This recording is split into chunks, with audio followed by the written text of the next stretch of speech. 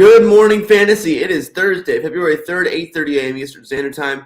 Good morning, everyone, and thank you for making the show part of the daily routine. If you have not already, make sure you guys are subscribed to the channel and click on that bell so you get notified every single time I go live every morning, Monday through Friday at 8:30 a.m. Well, everybody, it's been a great week so far for Good Morning Fantasy. It's been our debut weekend, or not weekend, our debut week, 4 episodes deep now, including today. Wide variety of episode times, episode topics, and more. We also had a guest on with the Kosh the other day. I hope you guys are enjoying the videos out there. I really appreciate all the love and support for the show so far. It's been getting great feedback. I've been getting a lot of views on YouTube, getting a lot of downloads on podcasts as well. Thank you for all the likes on YouTube. Thank you for leaving comments, and thank you for being here in the stream every single morning with me. I appreciate it so much, and I think that this show has huge potential if I stick to my plan. And every single morning, Monday through Friday, we come together as a community and have Good Morning Fantasy. So thank you guys so much for being a part of my life, and thank you for letting me be a part of yours. Moving into today's show, though, we have a fun one for you, another quick one. I have a meeting here at 9 a.m. for school, which is really stupid because, okay, guys, listen. So I'm in Oxford, Ohio, right? Miami University, Ohio, the boring Miami University, but Big Ben's alma mater, right? We're supposed to get a huge snowstorm here this weekend, starting today, Thursday, and tomorrow. Good morning, Akash. What's up, handsome? Thanks for being here, dude. We're supposed to get a huge snowstorm today and tomorrow in Ohio, and we got school canceled for today and tomorrow. Our classes are canceled with no in-person classes. Campus is pretty much shut down today and tomorrow. So we should have no school. But I'm in a senior capstone course this semester with a lot of seniors who are taking this project we're doing very seriously. So we have a group project meeting from 9 to 10 a.m., which is absolutely gross. Because even if I didn't have this show, that means I would have to get up at least like 8:30 for a day we don't even have classes. And I sent them a message in Slack last night like, hey, guys, are we still having this meeting? And no one replied. So that's pretty cool. Anyway, moving into today's topic, it's going to be a fun one. We're going to look at the 2021 quarterback class and what their situation looks like moving forward, reflecting on a bit of their 2021 season, their rookie season, and seeing what their future looks like. I mean, a lot of guys took a big step forward. Well, not a lot of guys. 2020 quarterbacks took a big step forward in their sophomore season. Mostly Joe Burrow and Joe Burrow and Jamar Chase. Joe Burrow and Justin Herbert took a huge leap forward this season, and Joe Burrow largely took a step forward because of Jamar Chase. But it's going to be very interesting to see what happens with these rookie quarterbacks going into the next season. So we're going to go one by one. I have some notes written down for each, and we're going to talk about what their future looks like, in my opinion, what their ceilings are, what last year looked like for them, if I'm interested in them for fantasy moving forward, and all that jazz. So move up first. We're going to go in order of draft capital. So Trevor Lawrence and the Jacksonville Jaguars last year did not get off to the best start. Rocky situation all around for the Jacksonville Jaguars. Trevor Lawrence getting selected number 1 by former head coach Urban Meyer. Wanted to go out and get his guy, the most talented guy. Probably the reason he signed with the Jacksonville Jaguars in the first place is for Trevor Lawrence. Trevor was noted as the most talented quarterback prospect since Andrew Luck by several draft scouts in the industry. I'd say the majority of scouts had him as their QB1. Others had Justin Fields as their QB1. I think it was pretty rare to see other people having like Lance or Fields or Lance or Wilson or anybody else as a QB1. It was mostly Trevor Lawrence and Justin Fields in the QB1 debate. But Trevor Lawrence was definitely highly up there, highly ranked, highly recruited. For many people, by many people for many reasons. Lawrence has a great combination of mobility, arm strength, talent. He has a unique throw out of the pocket mobility kind of style where he throws off balance a lot. Overall, great prospect, very poised. Won a national championship in his time at Clemson. Very, very poised and competitive winning style player. So the Jacksonville Jaguars obviously needed the quarterback. They were in QB hell with Blake Bortles and company over the last few years. And decided to bring in Trevor Lawrence here to make a change. Lawrence had a pretty rocky first year, as I mentioned already. Threw a lot of interceptions, didn't win many games. But I think that's largely due in part to a few factors here. I think that, one, Urban Meyer being a huge distraction and not being a very good head coach for him is a pretty big indicator of his previous success. And hopefully him getting out the door is a big indicator of future success. I think Travis Etienne coming back next season could be a huge boost for Trevor Lawrence, an underrated boost for Trevor Lawrence, giving him that secure check down option with talent to take the ball upfield. I think that Travis Etienne is a good player. I think that he was a really good prospect. He has that great breakaway straight line speed. They also had a good relationship in college together. I think Etienne's a great dynasty buy as well. I'm interested in him right now for a low price. I think he's going to be really interesting, and I think he's going to help Trevor Lawrence moving forward. But the big thing I think that can help Trevor Lawrence and the Jacksonville Jaguars move forward is adding a weapon. I've talked a lot about on Twitter recently in the past few months about how Joe Burrow adding Jamar Chase was the reason why he was going to take that second-year breakout before the season started. This is a prediction. We've seen before that second-year, third-year quarterbacks, when they add that big weapon, that's what really elevates them to the next level, right? We saw Joe Burrow do it with Jamar Chase. We saw Kyler Murray do it with DeAndre Hopkins. We saw Josh Allen do it with Stephon Diggs. Can the Jacksonville Jaguars invest heavily in that weapon to try to take Trevor Lawrence and the Jacksonville Jaguars offense to that next level? Their running backs are great. Their wide receiver core is very mid, in my opinion. DJ Chark missing a large majority of last season as well also did not help Trevor Lawrence much down the stretch. Marvin Jones was his de facto number one, which is not a great option to say the least. Love Marvin Jones. I think he's a good wide receiver, but having him as your wide receiver one for your young rookie quarterback is not the best situation. I think overall, I'm optimistic about Trevor Lawrence's future. I think he's a very talented prospect who has a ton of potential. He showed great flashes all season long. And honestly, I don't like to do this, but I think I'm going to chalk up most of the season to coaching and lack of weapons. So I think Trevor Lawrence is still plenty interesting in fantasy football. I'm totally fine holding him or going out and buying him low right now. All right, moving down the draft board here. Up next, we have Zach Wilson, quarterback for the New York Jets. I was big on Zach Wilson coming out. I have an infamous tweet of mine saying that Zach Wilson's this year's Justin Herbert. That is not saying that he was going to break all the rookie records or anything like that. I meant that he was really undervalued in the fantasy community and he was going to deliver. He didn't deliver, but that's okay. Everyone misses. The story for Zach Wilson is a rough start, plagued by a lot of turnovers, a lot of poor decisions, forcing the ball downfield instead of taking what was available to him. He showed some nice flashes all year long, but he's really started to put it together after he got injured down the stretch and Mike White and those other backup quarterbacks played in front of him for a couple games. He got some more chance to get some more practice reps in my opinion. And Zach Wilson really took a step forward. He started to make less turnover-worthy plays. He started to actually move the ball down the field, make some game-winning decisions for the Jets. I actually like Zach Wilson. I'm pretty interested in him long-term for the New York Jets. I think he is a franchise-worthy guy right now. I mean, it's a little too early to say, for certain, but I do like his situation for him low-key. Elijah Moore is a very talented wide receiver. They still have some other nice weapons there in New York. That's not bad at all. Elijah Moore, though, is the headliner there. Elijah Moore is a very, very good young NFL wide receiver. I think him and Zach Wilson could develop a nice relationship down the line for sure. Michael Carter is also a nice piece for him there, a nice receiving back to help out third down situations. Him and Elijah Moore come out of Zach Wilson. Could be a very interesting fantasy football trio going forward for the next decade. Hopefully. We'll see how that develops there. They also have a nice young offensive line that I'm a fan of. Mekhi Becton at the left tackle position. And Elijah Vera Tucker selected in the first round this past season for the New York Jets with their second first-round draft pick. If those units start to gel together, I think we could see a very interesting offensive unit on the line for the New York Jets, which should be very good for Zach Wilson and company as well. I do believe in Robert Saleh to be a very good head coach for the New York Jets. I do. I think he's a good guy. I think he's a good defensive-minded head coach. I think given time, Zach Wilson and the New York Jets can turn the ship around. Given correct pieces added in the NFL draft and in free agency. I think Zach Wilson can really – I think he has potential. I'm interested in him in fantasy for sure. I think he's very cheap, very good value. If you're looking for a guy in Superflex who has really high upside, who's still very young, Zach Wilson's a great buy right now. I'm very interested in him. All right, up next, we have the guy in the thumbnail if you're watching on YouTube, Trey Lance. Number 3 overall pick from the San Francisco 49ers. Some people thought this pick was going to be Mac Jones. Some thought it was going to be Trey Lance. Some thought it could be Justin Fields. No one really knew until draft day when it apparently came out that Trey Lance is the guy the entire time. He has by far the highest ceiling of any quarterback in this draft class. Real-life talent-wise, in my opinion, and fantasy football talent-wise, absolutely.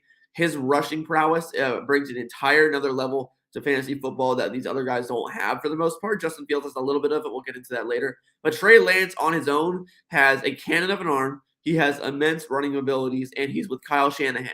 Okay, he also has Brandon Ayuk, Deebo Samuel, and George Kittle as weapons. His situation is by far the best of any of these rookie quarterbacks. And I think that Trey Lance, in the right circumstances, could develop into a Josh Allen level fantasy football quarterback going forward. I think that he is an immensely talented real-life quarterback he has all the tools, man. If you're looking for a quarterback that has all the tools, Trey Lance is your guy. He can chuck it deep. He can run. He can pull it down and do it himself. He can do a QB draw. He can make every throw on the NFL football field. And that's exactly what a lot of teams are looking for. Kyle Shanahan is an offensive genius and one of the best NFL coaches in the world. So I think that Trey Lance is given a great situation there in San Francisco. be a full starting quarterback next season with Jimmy Garoppolo out the door. No more quarterback controversy back and forth for him. He's going to be handed the keys, which is always nice. Great weapons, great coaching, great rushing upside. I think Trey Lance is going to be the best fantasy football quarterback out of this group. Potential-wise, absolutely. I love Trey Lance going forward. I think he's an absolute buy, especially in Superflex. I think Trey Lance has a very bright future in San Francisco. I think the biggest thing that gives me confidence in him is Kyle Shanahan. Kyle Shanahan is an offensive genius. He makes people who are nothing into something. He makes something into special. I think that he did this last season with Deebo Samuel. He's going to do it again with Trey Lance. Even in limited action, too, we saw Trey Lance play. He looks pretty promising. Obviously, he was a rookie. He didn't look the most polished, but I think he looked pretty good for a rookie quarterback making his NFL debut games. Trey Lance is a very interesting guy for me, and I think that he has very, very high potential, which I am a huge, huge fan of. All right, guys, moving up next, we go down the draft board pretty far here. Justin Fields, who slid on draft night for no reason. The Chicago Bears trading up and taking Justin Fields. He's an excellent blend of rushing and passing talent. I see a little bit of Russell Wilson in his game. A new coaching staff could be a very big positive boost for Justin Fields with Matt Nagy and company holding him back the last season. Andy Dalton and him also had that weird back and forth relationship. He wasn't the most healthy either. I think that he could really benefit from adding a weapon, just like I would mention for the Jacksonville Jaguars. Allen Robinson fell off a cliff this season, and that is a big, big deal for I almost said Russell Wilson, for Justin Fields' future. Darnell Mooney's coming along nicely in his development. Cole Kmet is a nice weapon. But besides that, the Bears don't really have much. I think they definitely need to add a wide receiver in the draft. He also has a great defense behind him, though, which is good for winning football games, for fantasy football. Not so much. I kind of prefer a bad defense for rookie quarterbacks, honestly, because they'll put up more points on offense, be more up-tempo with their offensive possessions and whatnot. But I do think Justin Fields is still a very, very good fantasy football buy. He has the second highest ceiling out of any quarterback in these draft classes. He easily has top 5 fantasy football quarterback potential if he develops correctly. Great passing talent, great rushing talent. Like I said, that blend of skill sets, mentality, toughness, and more is going to be there for Justin Fields. I think he can do it all. He can make every single throw on the NFL field. Like I said, a lot of people had him as a QB1. Shout out to Christian Williams. That was your boy, Christian. Justin Fields was him and Justin Fields had a love affair. Christian and Justin Fields, man, my goodness. But Fields is a very good quarterback. I think he's in a good situation, better than most people honestly think. I think he's set for long-term success as long as the Bears go all in and make the future and the situation as good for him as they possibly can.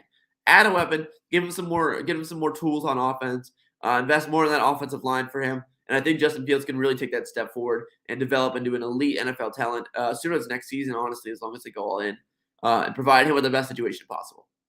All right, up next, number 4, moving down the draft board here, Mac Jones at number 15, the New England Patriots, fell right into their lap. They got Tom Brady clone, essentially. Mac Jones, listen, I think Mac Jones in real life is a good quarterback, okay? He has elite pocket awareness. He can make every throw in the NFL football field you want him to make. He's very smart. He's a game manager. He's not the guy who's going to wow you with athleticism. He's not the guy who's going to wow you with his rushing ability. He can move in the pocket a little, but he's not great.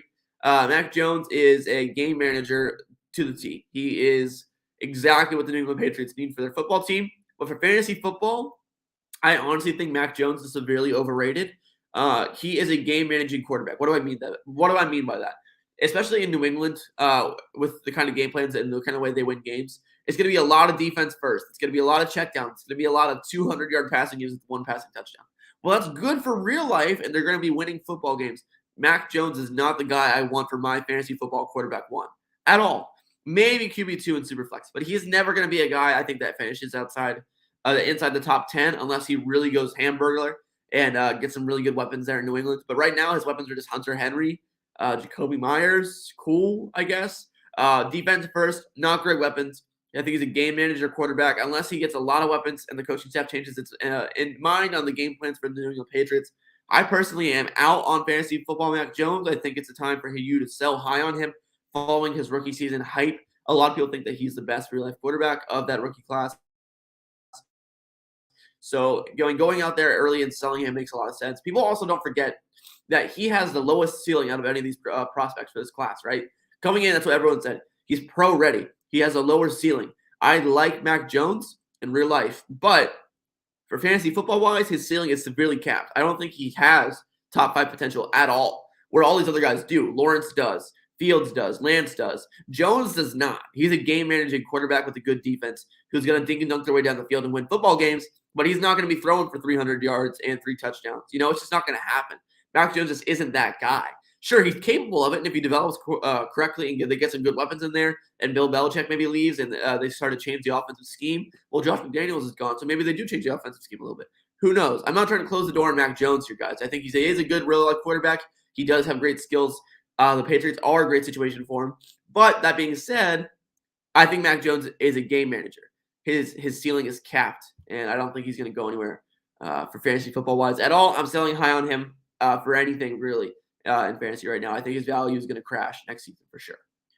All right, up next, guys, and last but certainly not least, Daddy Longneck, as some people call him, Davis Mills, quarterback for the Houston Texans. We're going to get into him in 1 second after I read a cautious comment here. Superflex, 6-point passing touchdown. Dak plus mid to late 2023 first-round pick or Lamar Jackson in a mid-2023 second. That's a tough one, Akash. I personally am going to take Dak Prescott there. I think Dak Prescott has a very talented array of weapons in Dallas. And I think Lamar Jackson, while impressive as usual, I think that his career longevity could be a little shorter than some of these other guys. I personally play Dynasty in a three-year window, so I'm personally not too concerned about Lamar's longevity right now at all. But the 2023 class is so loaded and so heavy with prospects. I want to get as high up on the draft board as possible. So I think Dak and Lamar Jackson are in the same tier for me. And a first-round pick and a second-round pick is a big difference to me. So I'm going to be taking the Dak Prescott and the mid to late 2023 first-round pick side. And the 6-point passing touchdowns also benefits Dak Prescott as well. So I'm going to be taking the Dak Prescott side of that package. If anyone else is watching right now, let me know what you guys think about that deal down below in the comments. Once again, the Superflex, 6-point passing touchdown league, Dynasty, Dak Prescott in a mid to late 2023 first, or Lamar Jackson in a mid 2023 second. Very interesting trade package. Thanks to Kosh for sharing that. All right, back into Davis Mills here in the Houston Texans. I don't have that many notes on Davis Mills. It's just an interesting situation, in my opinion, with the whole Deshaun Watson ordeal. The Davis Mills came in this season behind Tyrod Taylor, drafted in the 3rd or 4th round from the Houston Texans. Mid-round guy, decent quarterback. He had some arm strength in college. He was a highly touted recruit. He came out, got drafted by the Houston Texans, their first pick in the draft, which says something they obviously wanted to prioritize the quarterback position, but didn't necessarily have the elite draft capital to get the top guy. So they said, okay, we're going to take a shot on this guy that we like. They probably had like a 2nd-round grade on him, might assume, and saw him as a value on the draft board at that time. They took Davis Mills, brought him into the facility, let him trade behind Tyrod Taylor for a little while. Tyrod Taylor inevitably gets injured because he's cursed. And Davis Mills comes in. Put together a decent starting rookie season for the Houston Texans. He honestly played better than Trevor Lawrence did this season, which is incredible. Davis Mills put together a better season than Trevor Lawrence. Seriously, he did. Don't believe me? Look up the stats. He really did. Davis Mills had a garbage situation. His wide receiver one, besides Brandon Cooks, he was throwing a bunch of nobodies and Nico Collins. I think the Houston Texans do have some potential there to develop some good weapons with Brandon Cooks, Nico Collins. I think Brevin Jordan is a very interesting dynasty tight end stash right now. Young guy coming out of Miami University in Florida. University of Miami, the U. I'm at Miami University currently in Ohio.